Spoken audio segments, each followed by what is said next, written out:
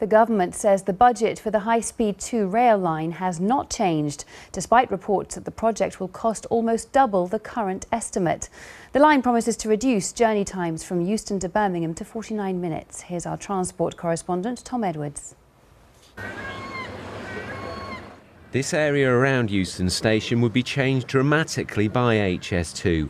Businesses fear they'd have years of disruption caused by rebuilding, and hundreds of homes would be demolished. The initial costings for a huge redevelopment of the station were 40% out, and plans had to be scaled back. Here there's no surprise, the cost of the whole project seems to shift.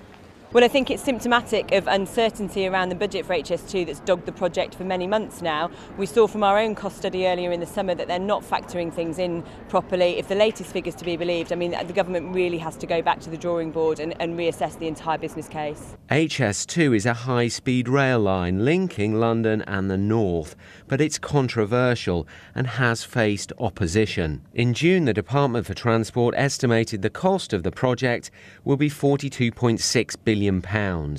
Today's Financial Times, though, reports that Treasury officials are using a £73 billion figure. That does include inflation and VAT.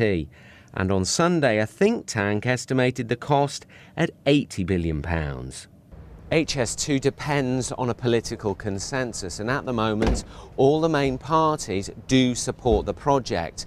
These new figures, though, are bound to raise concerns, particularly about HS2 draining money away from other new infrastructure schemes. The government, though, says HS2 is the most important investment in infrastructure in a generation. The budget is 42 billion. I announced that to Parliament. That has not changed. That is for building 351 miles of brand new railway. We haven't built any new railway lines north of London in this country for 120 years, and we do have a very big capacity problem. There's no doubt there is much support for HS2. However, opponents believe the project is losing credibility. Tom Edwards, BBC London News.